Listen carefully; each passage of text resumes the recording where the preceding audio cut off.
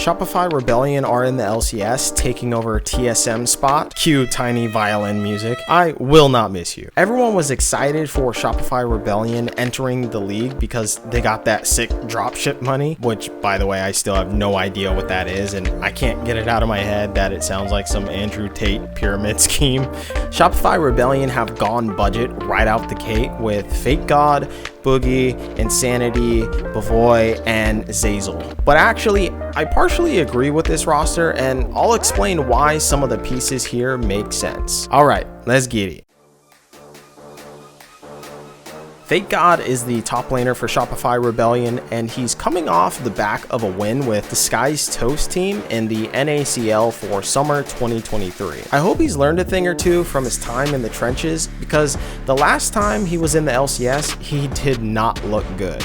He was shown as a consistently weak top laner from during his time on 100 Thieves back in 2019 and Dignitas back in 2021. I think this is a bad pickup, and what makes matters worse is that given Season 14 by all metrics looks like a top-centric meta with the Void Grub objective giving permanent split push power, it's going to be important for teams to have strong top laners to both contest for that objective and also have a threat in the side lane to actually use that buff. I feel like FakeGod basically got a free pass given he won 2023 NACL Summer, and I'm not sure if the head coach had any real say in what his pieces were, but this is not one I would have selected. Bugi joins this lineup for 2024, and I actually think this is an alright piece to keep. He had some really good performances on TSM for 2023 summer, and surprisingly was a catalyst for a lot of the plays that TSM made for the early game. The problem with Bugi though is that he's not the guy that you want to carry the team. He's had some oopsie plays that made TSM look terrible in 2023, and what makes matters worse is that since Shopify are going to carry over some TSM fandom, it's just going to be Speak-a-Fan shouting that Bugi is not as good as him. So welcome to the LCS Shopify. The large reason why I agree with keeping Bugi is because he might show some growth, and he really wasn't that bad on TSM to top it all off, and also his contract was clearly brought over from TSM as he was signed to them until 2024 in the Riot contract database. So from a business perspective, I'm completely fine with this piece.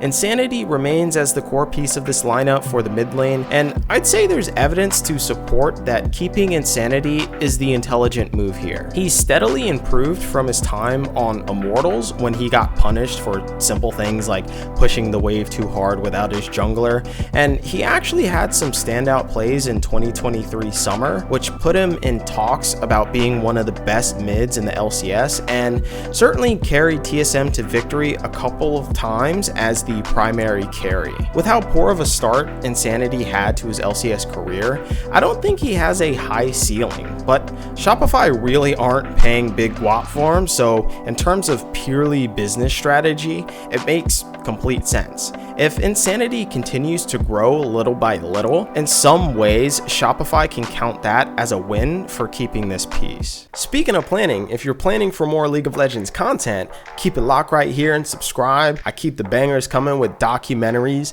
opinion pieces, interviews, and analytical videos. So make sure to subscribe because I'll be releasing content all in the off season as well. Alright, let's get back to the video. Bvoy is the ADC for Shopify Rebellion, and if you've never heard of this player, you'd be pardoned for not knowing him. He's come from CB LOL in 2023 on Pain Gaming, which is one of the best Brazilian organizations, coming second in Summer Split, and apparently he's one of the best ADCs in that region. You might also know Bvoy from Misfits Gaming, where he played in the LEC in 2020 spring. Now, all in all, I actually think this is a smart gamble. You gotta understand understand that he originally comes from the LCK given that he's Korean, but his career actually started in the LPL originally, and obviously that region is just notoriously hard for an ADC to come up because your competition is just insane. Then you have LEC, where again, I think the level of ADCs is also insane with people like Reckless, Upset, Kabe, Karzi, Hansama. The likelihood you're gonna be better than them is just zero. You're just not. Now, NA, our ADCs actually aren't insane. Most of the old guard is gone. So to bet on Bvoy is actually a smart idea. Now, I haven't watched this guy, I'll admit, but if he's consistently shown he dominates in CB LoL, I see no reason as to why a chance can't be taken on him to play in the LCS. This pickup just makes a lot of sense. Zeyzal is back in the LCS as he fills in the support position here. He comes from Disguised Toast team from the NACL, where he won Summer 2023, and also he actually won Spring as well on Cloud9 Challenger. I've always thought that Zeyzal was a smart player, as I saw him play in Cloud9 in 2018 and 2019 with Evil Geniuses as well with Bang. What you have to remember is that Zeyzal has played with all passive players. Sneaky, Deathly, and Bang are all very passive players. They don't go lane kingdom and they're not shot callers. So throughout Zeyzal's entire career, he's kind of been conditioned to be a vocal player. So naturally, he's got to be the vocal one here on Shopify as well. I think that now with some years under his belt, Zeyzal can command a certain amount of respect among his peers and he won't be immediately dismissed for his takes. I think betting on Zeyzal is worth a decent shot simply because of that factor, and he's never really been a liability for his play, but rather that so many teams require a support to be in a position of vocal power.